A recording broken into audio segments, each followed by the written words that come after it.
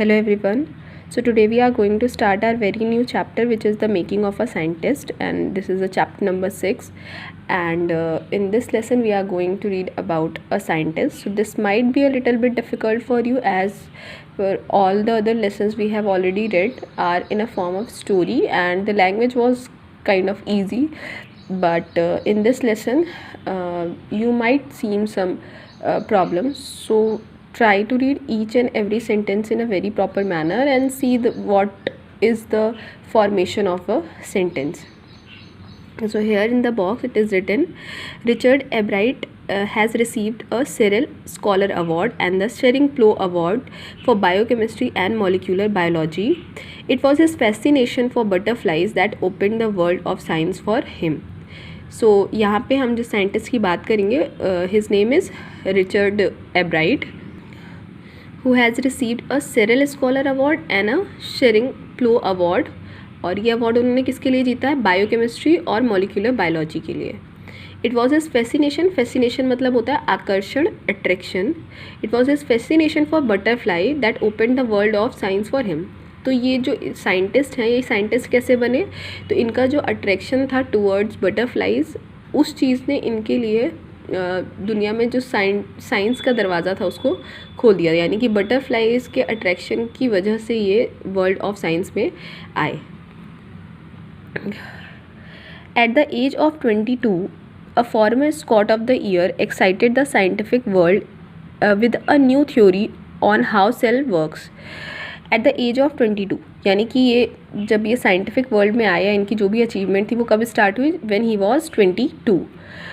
A former मतलब होता है पूर्व. Scout of the Year excited the scientific world with a new theory on how cells work.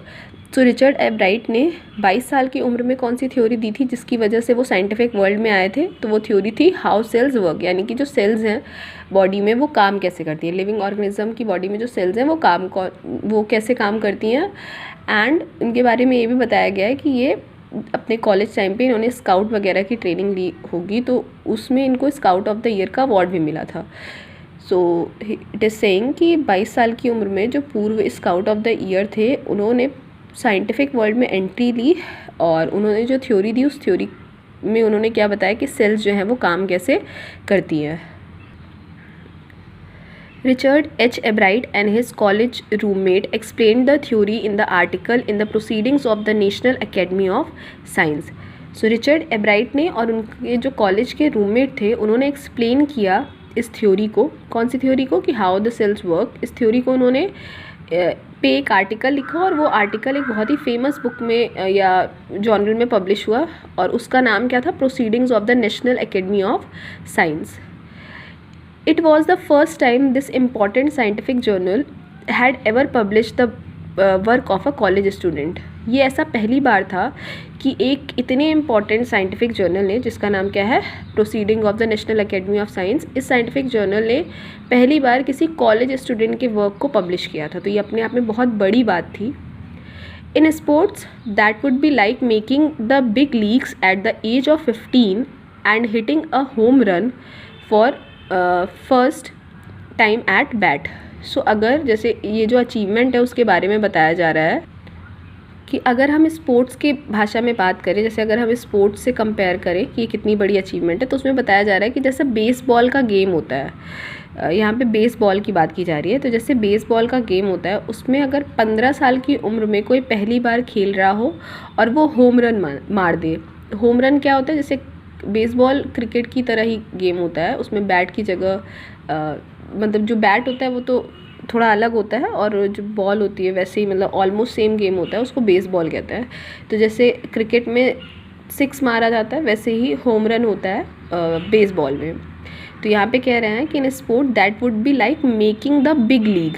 League मतलब क्या होता है? ग्रुप, जो जैसे अलग अलग ग्रुप्स बन जाते हैं खेलने के लिए.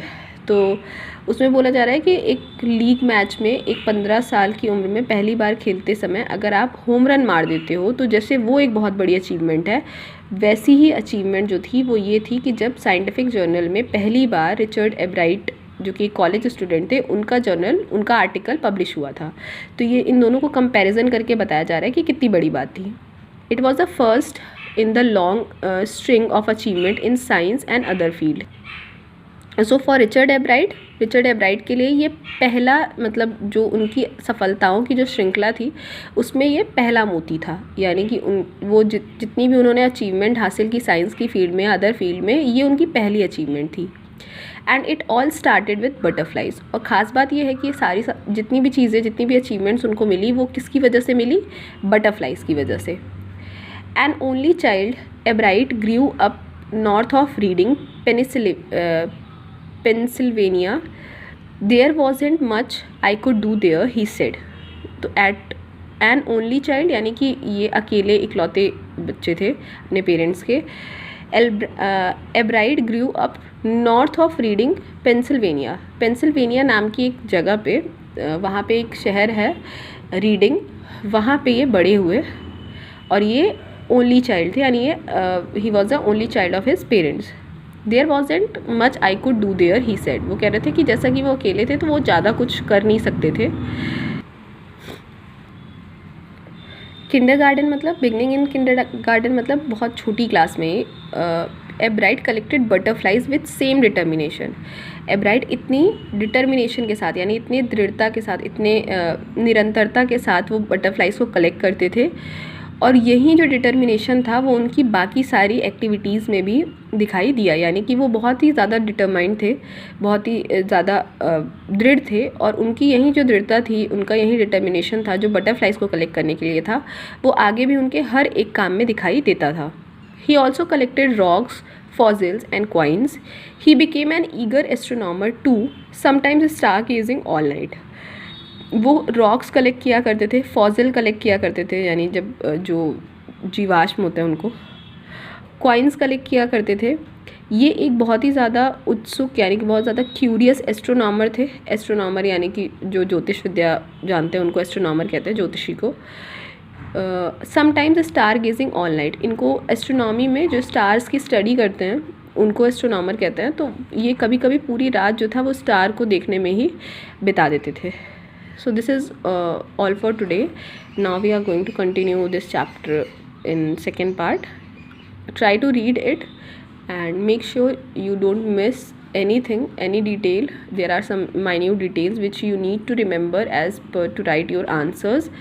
And if you have any doubt, you may ask.